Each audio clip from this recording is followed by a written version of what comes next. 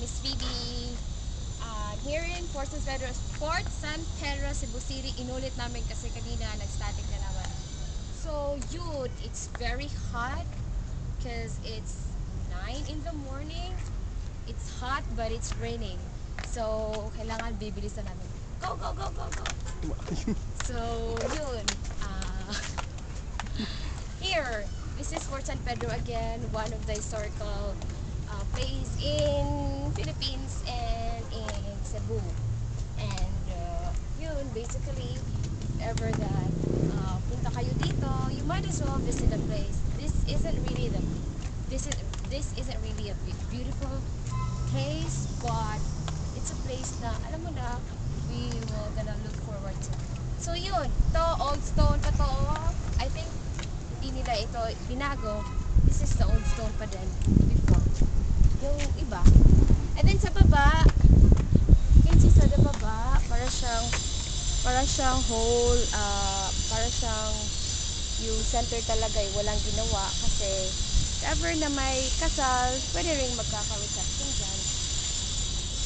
Yun, pwedeng mag-hold ka ng birthday party, yung debut mo, pwede din dyan, ganun. So again,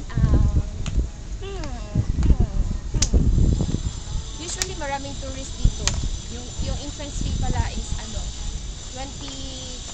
20 pesos, so parang half Canadian dollar. 50 cents lang. 50 cents. So yun, yan, it's the museum. Yun, that's the museum. And fort pala is it's triangular in shape. Kalimutan ko, sasabihin ko naman sana triangular in form. It's triangular in form. Ouch! Nagat ako ng ants. And then, yun. And there, makakita mo may mga canyons na ito talaga yung before sa whole Cebu. Here. And then, sa likod, fort in the heart of the plaza pala. We call the plaza, it's Plaza Independencia. Here, umuulan na talaga, so make it very fast.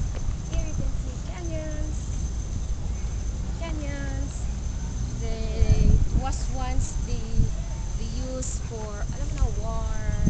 Their weapon for war against evil forces of the world. Kidding. Here, so this is the park. We call it Plaza again. That's Plaza Independencia. Yung park, yun, may nagpa-practice na sayaw, para cheer dance. And then, konti-konti lang tao kasi hindi naman siya Sunday. Pag Sunday, maraming tao kasi it's family day. And then, marami ding nagdi-date dito pag Sunday. Then here, this is the National Museum, Region 7 Branch, Fort San Pedro, Cebu City. It's closed right now. Ewan ko lang kung bakit closed. Monday naman sana. But then closed din siya pag Sunday. So here. I don't know kung anong inside. Tapo! Tapo! Baka may sasagot sa akin. Tapo! So yun. Ha! Ang init talaga. Umuulan na. Umuulan na pero so yun. This is the plaza. This is the biggest plaza sa buong Cebu. I don't know kung gaano kalaki, but this is the biggest plaza. Then malapit lang din ito sa pier. Yun, pag umuwi ako sa amin, dadaan talaga ako sa plaza. Then malapit lang din ito sa Santo Niño Church. May cathedral na dito. So yun, parang wala lang. Yun. So again, naalala ko pa yung mga Rizal times namin, yung mga history class namin, na magma-march dito, yung mga Spanish soldiers. Yun, so akyat tayo punta tayo sa pinaka-tip ng fort. Here. Ingat kasi ulan, and then basa yung floor. Ingat. Here we are at the top of fort. Yung pinaka-top. You can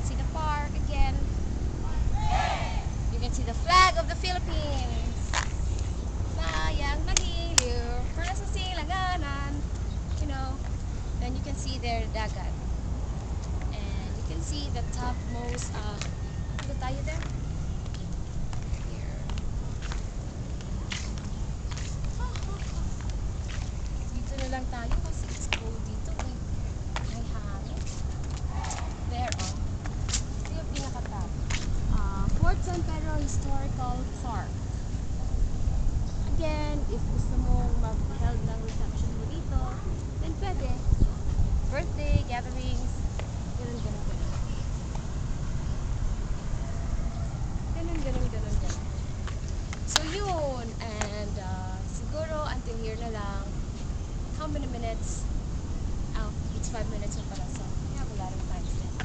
So let's go. Yeah, baba ulit tayo. Yeah, baba ulit tayo.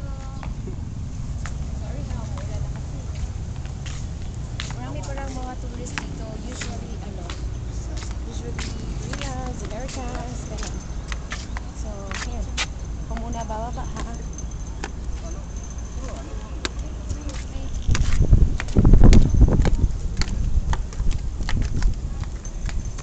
Here.